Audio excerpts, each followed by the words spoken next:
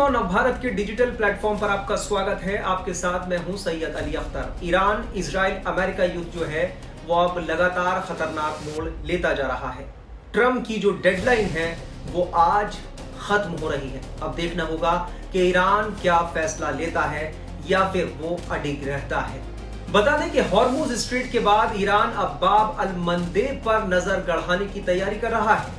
Middle east में चल रहे युद्ध के बीच ईरान ने वैश्विक समुद्री व्यापार को लेकर एक और डराने वाली धमकी दी है। ईरानी संसद के स्पीकर मोहम्मद बागेर गालिबाफ ने संकेत दिया है कि तेहरान अब अपनी रणनीतिक घेराबंदी का विस्तार स्ट्रेट ऑफ हॉर्मुज से आगे बढ़ाकर बाब अल मंदेब स्ट्रेट तक कर सकता है। हालांकि अभी तक ईरान ने औपचारिक रूप से बाब अल मंदेब पर किसी ठोस कार्रवाई की घोषणा नहीं की है, लेकिन इस तरह के बयान अंतर्राष्ट्रीय समुदाय के लिए चेतावनी जरूर है। अगर ऐसा हुआ तो ये फैसला इंटरनेशनल समुद्री आवाजाही और वैश्विक अर्थव्यवस्था के लिए अब तक का सबसे बड़ा झटका होगा। ईरानी स्पीकर गालिबाफ ने सोशल मीडिया प्लेटफॉर्म एक्स पर कई सवाल उठाकर दुनिया की चिंताएं बढ़ा दी। उन्होंने एक इमोजी के साथ पूछते हुए लिखा कि वैश्विक तेल, एलएनजी, गेहूं, चावल और उर्वरक शिपमेंट का कितना हिस्सा बाब अल मंदेब से होकर गुजरता है? कौन से देश और कंपनियां इस मार्ग से सबसे ज्यादा निर्भर हैं? ईरानी स्पीकर गालिबाफ के इन सवालों को विशेषज्ञ ईरान की संभावित रणनीति का संकेत मान रहे हैं। वहीं मीडिया रिपोर्ट्स के मुताबिक ईरानी सुप्रीम लीडर के सलाहकार अली अकबर वेलायती ने भी बाब अल मंदेब को लेकर बयान दिया है। उन्होंने कहा कि किसी भी बड़ी कार्रवाई का जवाब सिर्फ सैन्य स्तर पर नहीं बल्कि वैश्विक ऊर्जा और व्यापार पर असर डालकर दिया जाएगा। उन्होंने आगे कहा कि सिर्फ स्ट्रेट ऑफ हॉर्मुज ही नहीं बल्कि बाब अल मंदेब जैसे अहम समुद्री रास्ते भी खतरे में आ सकते हैं।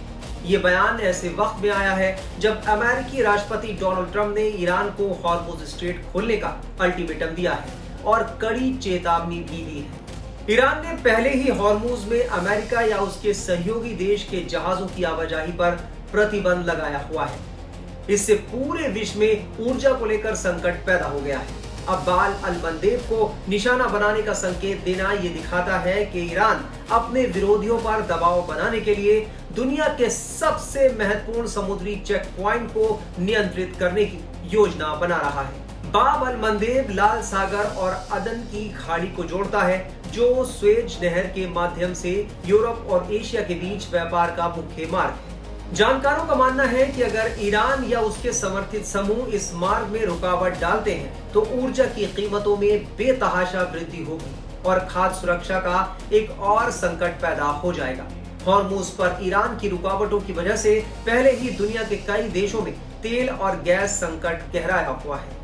ये कदम सिर्फ तेल ही नहीं बल्कि गेहूं, चावल और उर्वरक जैसी बुनियादी जरूरतों की वैश्विक सप्लाई चेन को भी बाधित कर सकता है। वहीं अमेरिकी राष्ट्रपति डोनाल्ड ट्रंप ने धमकी दी है कि ईरान को एक ही रात में खत्म किया जा सकता है। ट्रंप ने कहा कि अगर ईरान उनकी दी गई डेडलाइन से पहले अमेरिका से डील करने में नाकाम रहा तो वो 7 अप्रैल की रात भी हो सकती है। ट्रंप की डील के मुताबिक ईरान को हॉर्मुज स्ट्रेट खोलना होगा, जहां से दुनिया भर की तेल सप्लाई का 20% हिस्सा ट्रांसपोर्ट होता है। ट्रंप की दी गई ये डेडलाइन मंगलवार को वॉशिंगटन डीसी के वक्त के मुताबिक रात 8 बजे यानी भारतीय समय अनुसार बुधवार सुबह 6:30 बजे खत्म हो रही है।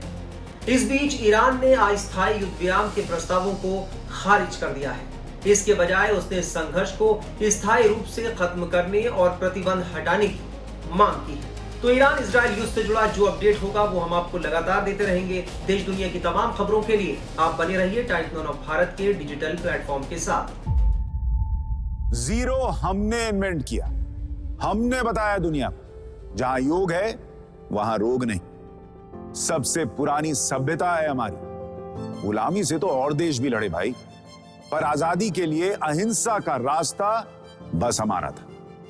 अपने पसीने से जमीन सींचता किसान और घर में घुसकर मारने वाले जवान, बस इसी मिट्टी ने जने हैं। इसके हाथ ने जब थामा जज्बा तो इतिहास रचे।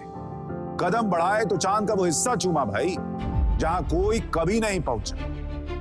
आज पूरी दुनिया में शान से लहरा रहा है तिरंगा। और इसके पीछे है गर्व से भरी अनगिनत कहानियां जो लिखी जा चुकी हैं और लिखी जा रही हैं, जिन्हें मैं सुनाऊंगा राष्ट्रगर्व रोज शाम 6:25